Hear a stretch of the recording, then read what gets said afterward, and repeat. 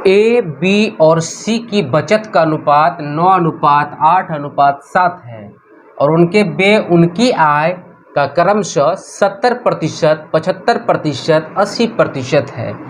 यदि A B C की कुल आय 97,000 है तो बी की आय ज्ञात करें। तो सबसे पहले समझेंगे, आपके पास है क्या 70%, 75%, 80%। ये क्या है हमारा व्यय, क्या है आय का है ना, व्यय है। व्यय कितना है, इतना है। इसको हम क्या करेंगे, अगर आपके पास एक्सपेंडिचर 70% है, 75% है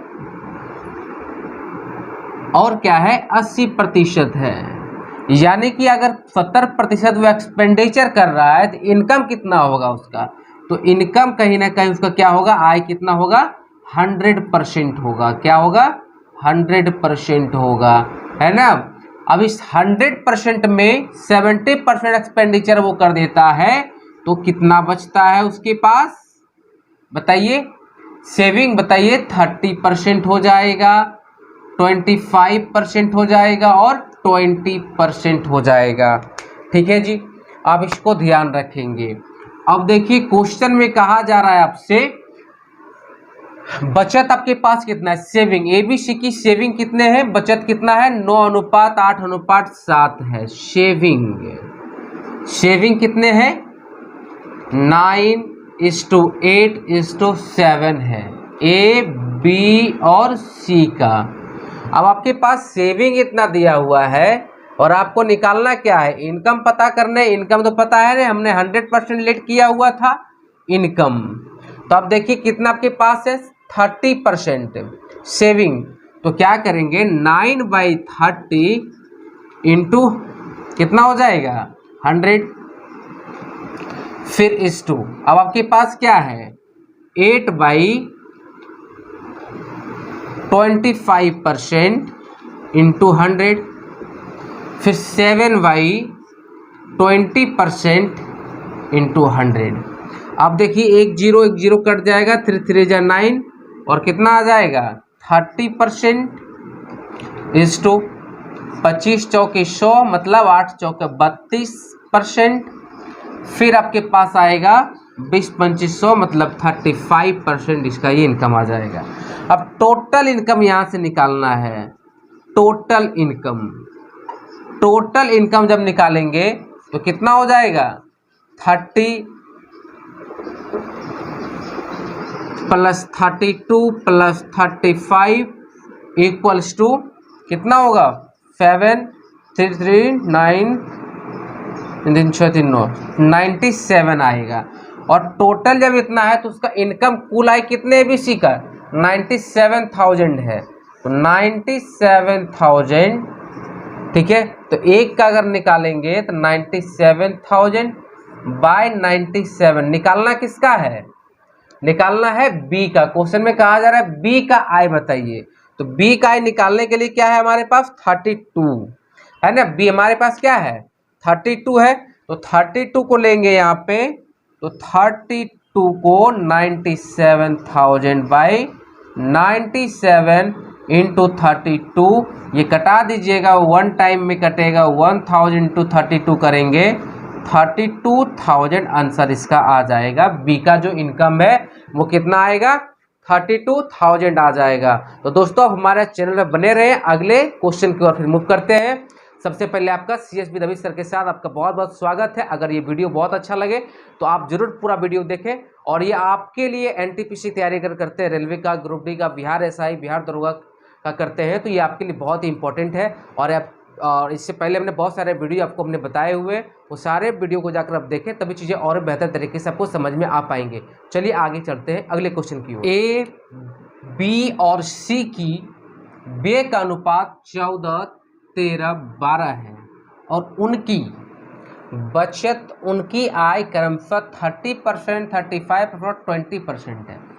यदि ए, बी और सी की कुल आय 2,20,000 है तो ए की आय ज्ञात करें। तो देखिए सबसे पहले हमने बताया आपको, और परसेंटेज की बात कर रहा है, मतलब 100%, अगर उसका बचत 30% है तो इनकम 100% होगा, तभी तो बचा रहा है ना। तो हमारे पास जो सेविंग है बाबू क्या है, 30%, 35% और 20% है। अब इसको लिखिए 100%, 100% इनकम होगा इसका, तभी तो ऐसा आ रहा है। इनकम आय जिसको बोलते हैं, आय खर्च, खर्च निकालना है तो ये 70% हो जाएगा, 100 में 35 घट जाएगा तो कितना होगा, 65% हो जाएगा, और ये 80% हो जाएगा। ठीक है, आइए अब आपके पास देखिए ए बी और ये सी है। ए बी सी का अनुपात कितना है, 14, 13 और 12 दिया है ना। क्या है ये, व्यय का अनुपात है, खर्च का अनुपात है। किसका है, खर्च का अनुपात 14, 13, 12 दिया है। अब देखिए अगर अब निकालना होगा एक और हमको क्या, आय निकालना होगा, तो आय निकालने के लिए क्या करना पड़ेगा, 14 बटे कितना है, 70 गुना 100, परसेंटेज है तो, अनुपात 13 बटे क्या हो जाएगा, 65 गुना 100 इस टू 12 बटे 80 गुना 100। ठीक है, अगर ये पीछे वाले वीडियो अगर नहीं देखे तो उसको जरूर जाकर आप देखिए, तो चीज़ें और बेहतर तरीके से आपको समझ में आ पाएंगे। 1 0 1 0 कट गया, 7 दूनी 14, 13 पंचे 65, 5 से कटा दीजिएगा तो ये 20 हो जाएगा, और ये आपका 1 0 1 0 कट गया तो 4 से कटाइएगा, 4 दूनी 8, 4 तिहाई 12, 2 पंचे 10। ठीक है, आपका रेशियो क्या आ जाएगा, 20:20 क्या है, 15। टोटल इनकम कितना हो जाएगा, ये दिमाग में हमेशा रखना है, टोटल आय है ना, कुल आय, कुल आय कितना हो जाएगा, 20 जोड़ 20 जोड़ 15 बराबर क्या हो जाएगा जी, बताइए, 20 20 40 15 55, और 55 पे कितना है बताइए, 2,20,000 निकालना क्या कहा जा रहा है क्वेश्चन में, एक ही आय बताइए, एक ही, तो एक ही आय निकालना है तो हमारे पास क्या है 20, तो 20 पे निकालेंगे तो 22 बटे 55 गुना 20 है ना, जिसको निकालना है उसको गुना करते हैं, इस बात को ध्यान रखना है। 11 5 55, 11 दूना 22, ठीक है, हो गया 4 0, देख लीजिए 5 से कटाइएगा, 5 चौका 20, 4 दूनी 8, 80,000 आंसर आ जाएगा। नहीं समझ में आया, क्लियर हो गया चीजें। चलिए अगले क्वेश्चन, ए और बी की आय का अनुपात 3:2 है। ध्यान से पढ़िएगा, एक वर्ष पूर्व ए और बी की आय का अनुपात कितना है, 3:2 है।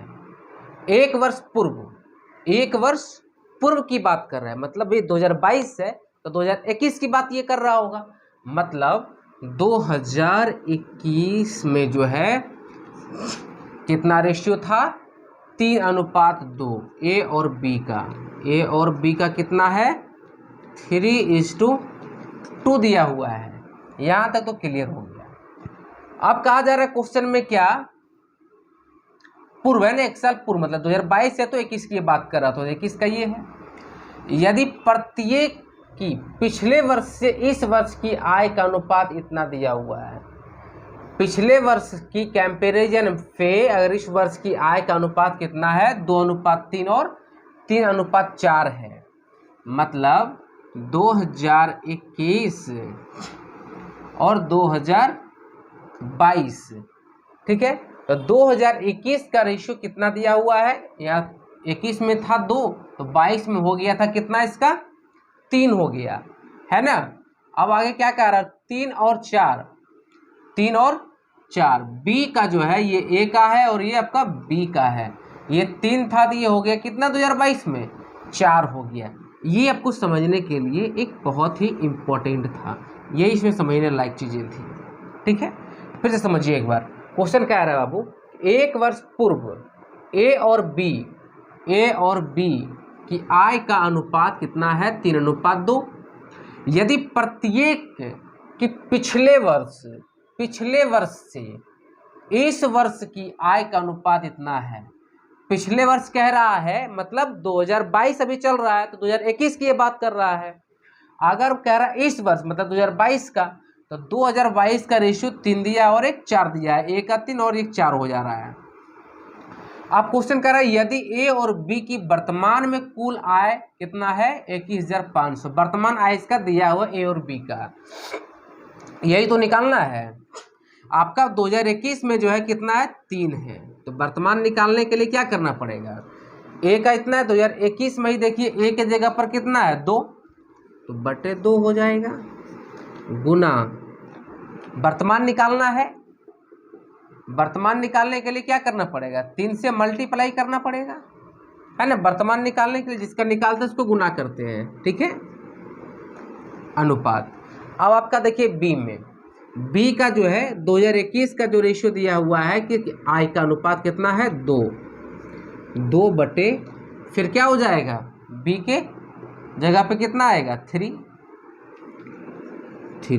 निकालना क्या है वर्तमान आय गुना 4 हो जाएगा। अब ध्यान से देखिए 3 3 जा 9, 9/2, 4 दूनी 8, 8 बटे 3। अब बताइए ऐसा अगर कभी रहता है रेशियो, बताइए ऐसा तो कभी लिखा हुआ नहीं रहता है रेशियो में, तो हम क्या करेंगे दोनों का एलसीएम लेंगे और लेने के बाद इसको सिंपलेस्ट करना है ना।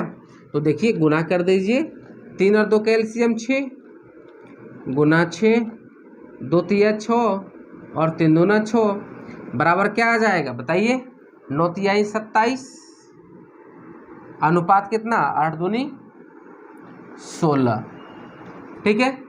27 और 16 कितना हो जाएगा बताइए, 27 और 16 713 का 3 बाकी 1 2 1 3 और 1 4, 43 आएगा।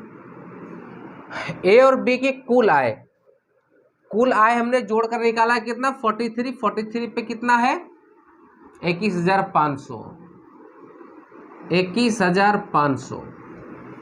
अब कहा जा रहा है बी की आय ज्ञात करें, जिसका निकालना है बी हमारे पास क्या है 16, तो 43 16 का है ना बी की आय निकालना है, तो 16 21,500 बटे 43 गुना 16, ठीक है।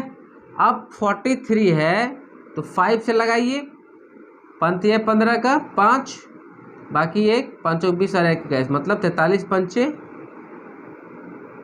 16 पचे 80, 8,000 आएगा, ठीक है। यही आपका आंसर हो जाएगा। बी का जो इनकम है वो कितना होगा 8 साल हो जाएगा इस साल, है ना। वर्तमान आय पूछा जा रहा है, वर्तमान ही पूछा जा रहा है ना जी।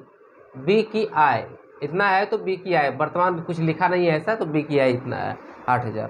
कोई दिक्कत है? चलिए अगले क्वेश्चन में। 1 वर्ष पूर्व लक्ष्मण और गोपाल की आय का अनुपात 3:5 है।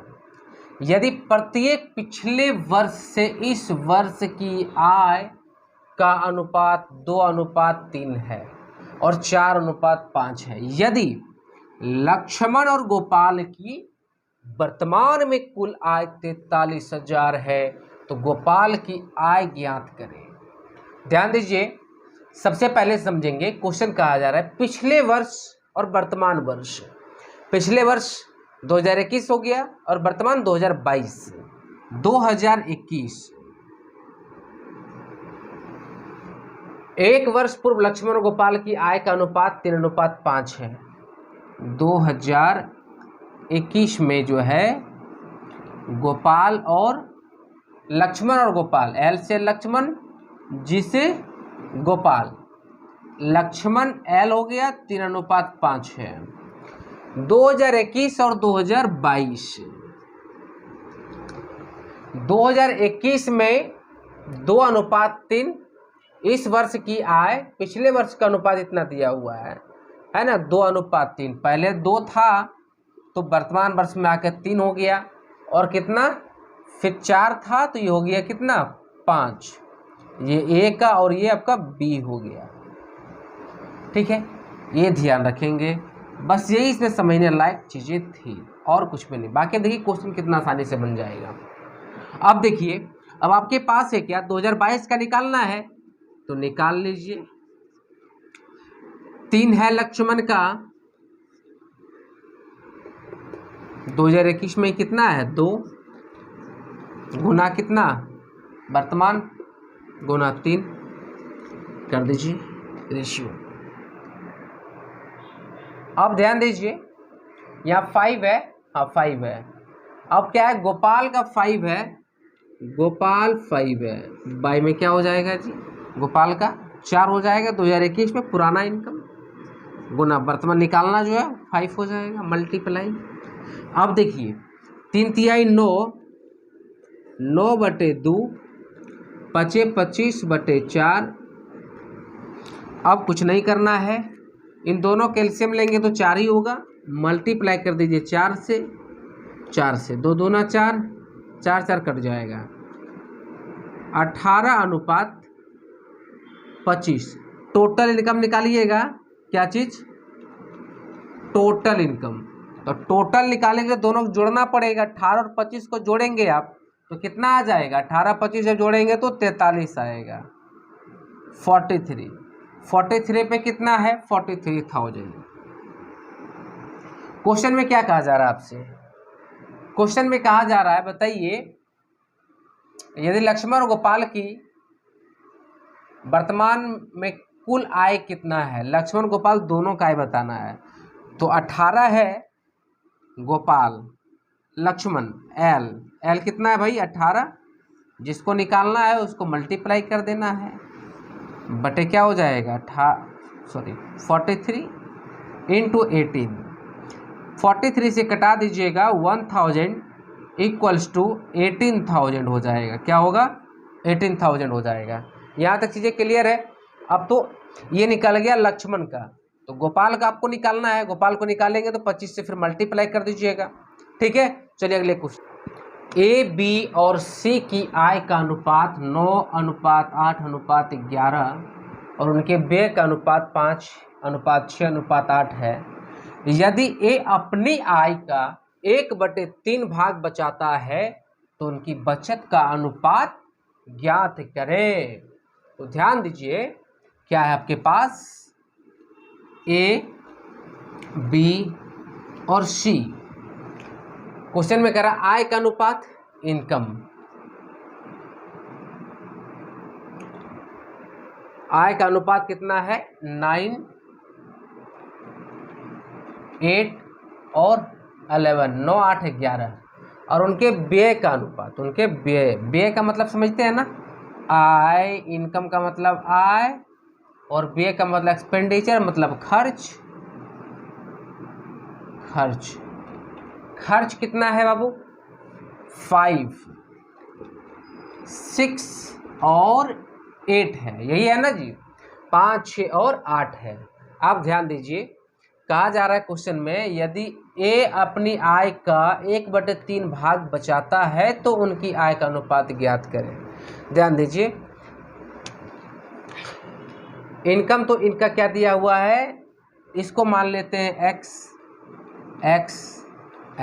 खर्च को y मान लीजिए, y, इनकम को x मान लिए और खर्च को हम क्या मान लिए y, यानी लिखिए लेट इनकम बराबर आय बराबर x और एक्सपेंडिचर बराबर क्या y। इसका हम शॉर्ट ट्रिक बताएंगे, ठीक है। अब ध्यान दीजिए इस क्वेश्चन को क्या करेंगे, हम जानते हैं पहले से, क्या जानते हैं बताइए कि सेविंग बराबर क्या, सेविंग बराबर फॉर्मूला क्या होता है, सेविंग बराबर होता है 9x, सेविंग का फॉर्मूला होता है बाबू इनकम माइनस क्या, इनकम, यहाँ लिख देता हूँ साइड में, इनकम बराबर क्या हो जाएगा, सेविंग निकालना है ना, सेविंग बराबर फॉर्मूला जो है वो होगा इनकम माइनस एक्सपेंडिचर मतलब आय माइनस खर्च, ठीक है। अब देखिए आय माइनस खर्च, आय हमारा क्या है 9x 5y मतलब 9x minus 5y ratio 8x minus 6y ratio 11x minus 8y। Question में आगे कहा जा रहा है बाबू कि यदि ए अपनी आय का 1/3 भाग बचाता है, ए अपनी आय का 1/3 भाग क्या करता है, बचाता है। मतलब ए हमारा क्या है 9x माइनस 5y, तो यहाँ पे कर लेते हैं 9x माइनस 5y बराबर क्या हो जाएगा 9x, ए का बात कर रहा है और कितना बचाता है 1/3 भाग। ठीक है, अब देखिए 3 3 जा 9 कट जाएगा, 9x minus 5y equals to क्या हो जाएगा 3x होगा। अब देखिए इस 9x को इस साइड ले आइए या फिर इसको ये रहने दीजिए, 9x minus 3x equals to इसको इस साइड ले आएंगे 5y होगा। 9 में से 3 जाएगा तो 6, 6x और क्या है बराबर 5y, 5 को वहीं रहने दीजिए तो y को ले आइए x/y बराबर 5/6। अब देखिए x का वैल्यू 5 और y का 6 निकालने कहा जा रहा है a का, a में पुट कर दीजिए 9x बचत का रेशियो, तो 9x है तो 9 इंटू क्या हो जाएगा 5 minus 5 into 6 ratio 8 into 5 minus 6 into 6 11 into 5 minus 8 गुना 6। अब देखिए 45 घटा 30 40 घटा 36।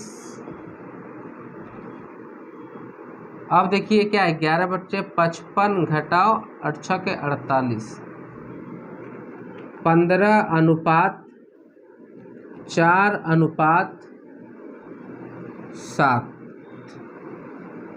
15 में 60 तो 7, यहाँ क्या बच गया, ठीक है 4 15 4 और 7 बचत का अनुपात। ये तो क्वेश्चन पूछ रहा है ना बचत का अनुपात।